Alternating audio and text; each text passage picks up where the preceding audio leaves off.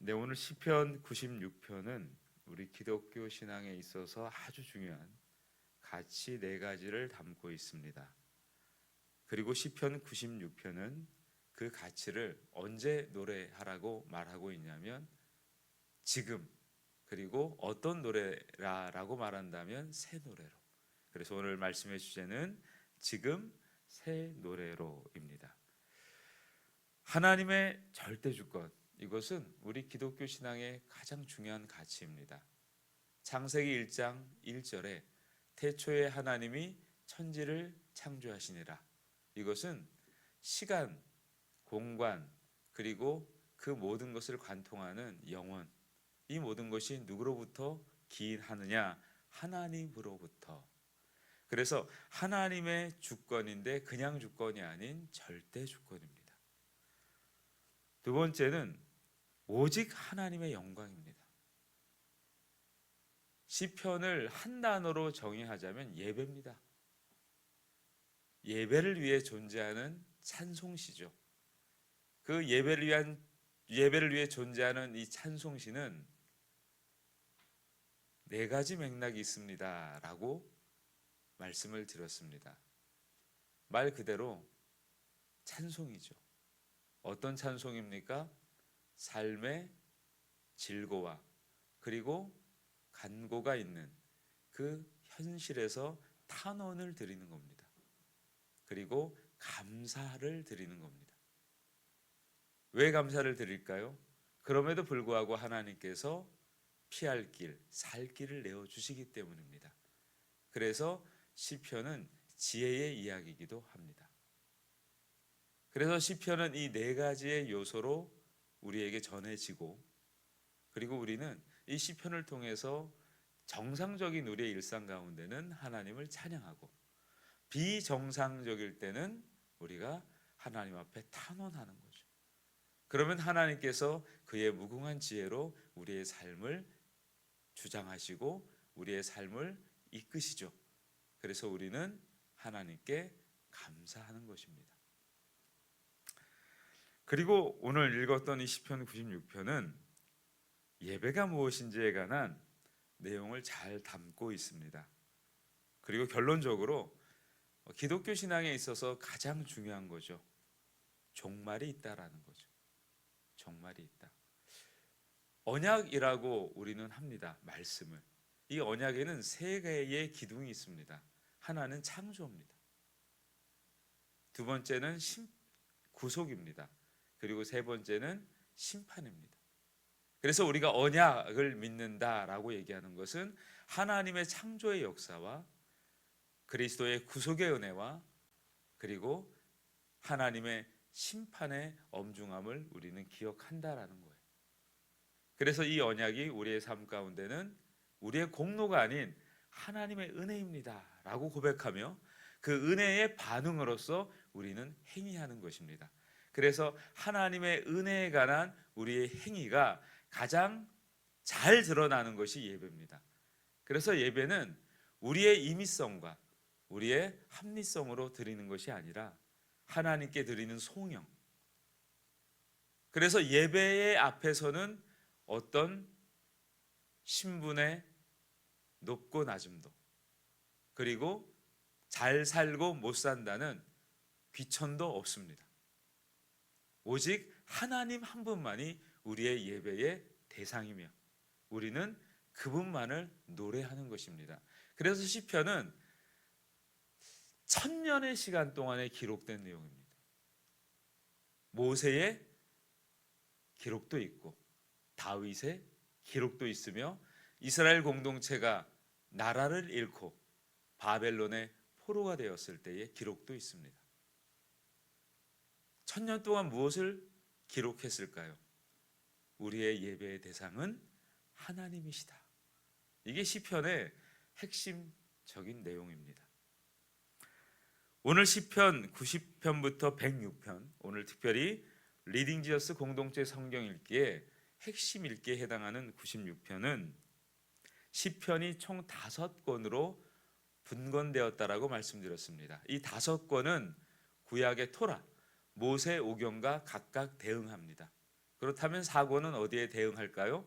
창세기, 출애굽기, 레위기, 민수기에 해당하겠죠. 광야 여정을 배경으로 하나님의 절대 주권을 노래합니다.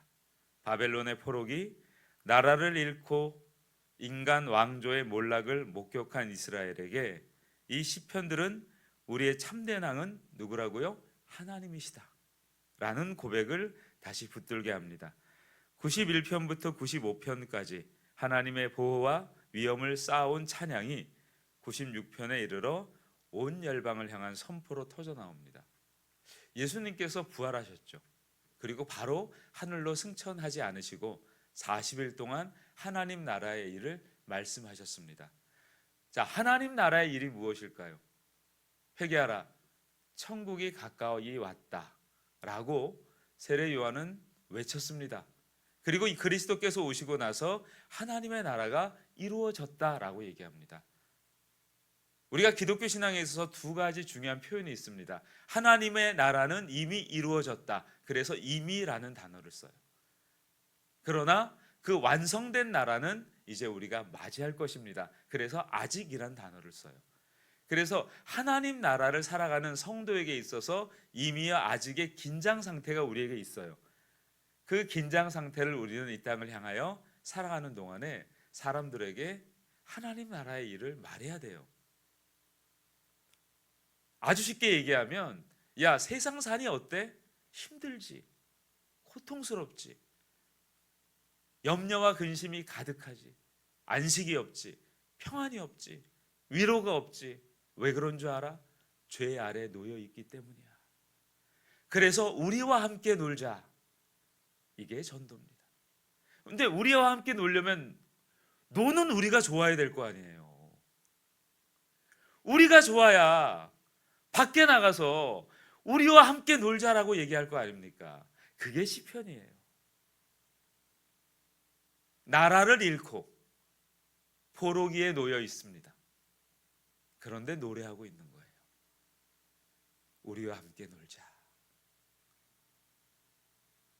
하나님 나라를 우리가 전한다는 것은 그냥 액면가로 예수 믿으세요 라고만 말하는 게 아니에요. 우리의 마음은 전쟁터고 우리 안엔 평안이 없으며 우리에게는 실만한 그 어떤 근거도 없는데 밖에 나가서 예수 믿으십시오 라고 얘기할 때 사실 놀라운 일이 일어나기는 해요. 알고 봤더니 우리에게 평안이 있었던 거죠. 알고 봤더니 우리에게는 참된 기쁨이 있었던 거죠. 알고 봤더니 우리는 죄 아래 놓여 있는 비참한 인생이 아니었던 거죠. 그래서 복음을 전하는 자들의 발이여 아름답고도 아름답다라고 하신 말씀은 사실입니다. 그러나 그것은 경험하지 못한 자에게 말씀을 전함으로, 복음을 전함으로 경험하라는 하나님의 은혜의 일이라면 실제 우리는 우리가 살아가는 이 하나님 나라, 한 주가 168시간입니다. 여러분 예배당에서 보내는 시간은 몇 시간입니까? 대부분은 여러분의 일터 속에서, 여러분의 가정에서 삶을 보냅니다. 우리 아이들이 167시간은 그냥 삶의 자리에서 학업을 하고 아니면 직장을 다녀요. 그리고 1시간을 내어서 예배를 한다면 그 1시간의 의미와 무게, 그리고 167시간의 그 삶의 무게는 견주었을 때에 어느 것이 가볍고 어느 것이 무거울까요? 하나님의 나라가 뭔지 압니까? 전에는 168시간 가운데 167시간이 다 우리 게 아닌 줄 알았어요. 이리 마음 뺏기고 저리 마음 뺏기고 이렇게 쏠리고 저렇게 쏠렸는데, 그러다 보니까 쏠리지 말라고 율법을 주신 거예요. 그리고 그것을 지켜야만 쏠리지 않았어요. 그런데 그리스도께서 이 땅에 오심으로 하나님의 나라가 완성되었어요. 그래서 우리에게 167시간마저도 하나님의 모든 통치의 영역으로서 우리에게 주어진 겁니다. 그래서 요한복음 2장에 놀라운 사건이 일어났어요. 여러분, 요한복음 2장 어떤 내용입니까? 잔치가 열렸네요. 알고 봤더니 참된 주인이 누구였어요? 예수님이셨어요. 잔치 내내 예수님이 함께 하시니 포도주가 마르지 않았네요. 잔치는 일상의 일이었어요. 사람들이 경험하는 가장 기쁨의 사건이었어요. 그런데 누가 함께 하시니까? 예수님이 함께 하시니까 일상 가운데 함께 하시잖아요. 그게 하나님 나라예요. 3장에 니고데모가 찾아와요. 율법을 많이 아는 사람이에요. 물어봐요. 어떻게 거듭날 수 있습니까? 놀라운 말씀을 이르시죠. 성령께서 우리에게 임재하셨다는 것은 우리가 구원받은 하나님의 자녀가 되었다는 거죠. 그걸 다른 말로 인쳤다라고 얘기해요. 인을 쳤다. 어제 태영유아 대상으로 하는 어머니 기도회를 상황적으로 제가 잠깐 인도하게 되었어요. 당부드렸어요. 태아 때, 영유아 때 그들의 인성, 지성이 온전하지 않아요. 태 속에 있을 때는 인성을 못 느껴요. 그러나 걸어다니고 자아가 생기고 지성이 놓일 때 고집을 부려요. 그때 우리는 순간 욱하고 올라오죠. 저 못된 버릇을 어떻게 고칠까? 근데 우리는 가만히 한번 생각해 보세요. 우리도 어릴 때 그 과정을 거쳤는데 까맣게 잊고 있어요. 우리도 부모님께 말 잘 들었을까요? 모를 일이죠. 잘 들었을 수도 있고 안 들었을 수도 있겠지만 대체적으로 아이 때 말을 잘 듣지 못해요. 왜? 충분한 인지와 인식의 능력을 갖추지 않았기 때문에. 그래서 태아 때나 영유아기 때나 그리고 노년에 이르기든 아무 상관없이 하나님의 말씀을 전하는 이유는 하나님의 말씀, 그 말씀을 이루시는 성령은 우리의 그 어떤 것에도 제한받지 않는다는 거예요. 요한복음 4장에 보면 참으로 부끄러운 인생, 감추고 싶은 삶에 있던 한 여인이 예수님을 만납니다. 그리고 변화되죠. 그에게 있어서 시간은 제한적이었습니다. 그러나 변화된 그에게 있어서 모든 시간은 하나님의 나라였어요. 그래서 뭐라고 외칩니까? 와 보라.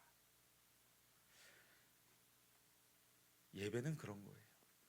그래서 일주일에 한 번 우리가 주일날 예배를 드린다. 엄청난 일이에요. 그 시간은 오직 하나님만 받으시는 영광이에요. 어떤 프로그램도 어떤 기능도 사실 필요하지 않아요. 오직 하나님께 들려 올려드리는 영광이에요. 누가 주인공일까요? 하나님이 주인공이세요. 말씀이 육신을 입어 이 땅에 오셔서 모든 믿는 자들에게 구원자가 되시는 메시아, 그 예수님만이 우리의 고백의 핵심이에요. 그럴 때 성령께서는 마음껏 역사하시는 거예요. 성령께서는 그의 원하시는 바대로 역사하시는 거예요. 우리는 예배 때 그렇게 사실 믿는 거거든요. 주님, 원하시는 대로 마음껏 하십시오. 주님, 하고 싶은데 하고 싶은 일, 하고 싶은 모든 것 주님 마음대로 하십시오. 그렇게 고백하는 게 예배입니다. 그런 의미에서 예배를 예배답게 만드는 그 나머지의 모든 시간은 하나님의 나라에 관한 이야기로 우리는 메워가는 거예요. 하나님의 나라를 이렇게 표현하죠. 사자들이 어린 양과 뛰어논대요. 존재할 수 없는 이야기죠. 어린아이가 독사굴에 손을 넣어서 휘젓는데 물리지 않아요. 우리의 167시간은 그렇게 살아가라는 거예요. 마태복음 7장의 가장 첫 절이 뭐라고 말씀하시는 줄 압니까? 비판하지 말래요. 왜 이런 말씀이 나왔을까요?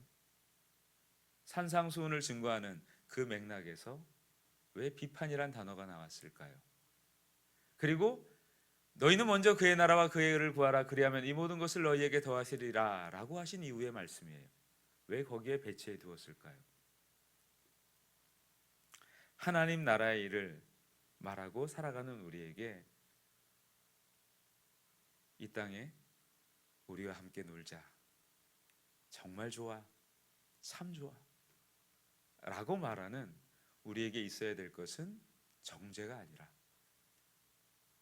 하나님의 은혜와 진리와 그의 구원하심의 은혜, 그것을 전하는 삶의 모든 것이 우리의 노래가 되어야 된다. 그래서 1절부터 3절은 새 노래와 하나님의 주권적 구원의 선포입니다. 새 노래로 여호와께 노래하라. 온 땅이여 여호와께 노래할지어다. 여호와께 노래하며 그의 이름을 송축하며 그의 구원을 날마다 전파할지어다. 그의 영광을 백성들 가운데에 그의 기이한 행적을 만민 가운데에 선포할지어다. 여러분, 이 새 노래라는 것은 유송이 아니에요. 인간의 죄로 오염되고 타락한 옛 질서를 깨뜨리시고 예수 그리스도의 보혈을 통해 성취하신 새 창조의 복음을 깨달은 자들만이 부를 수 있는 은혜의 노래예요. 그 예배가 얼마나 중요해요.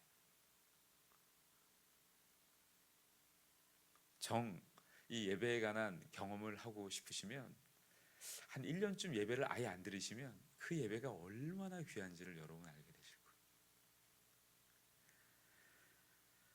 날마다 전파돼야 됩니다. 복음은, 구원은 인간의 자유의지나 공로가 아닌 창세전 하나님의 주권과 예정과 선택에 근거합니다.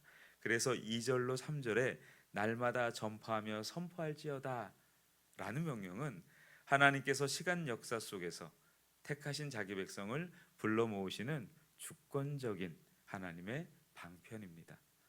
복음 전파의 당위성을 분명히 말씀하고 있습니다.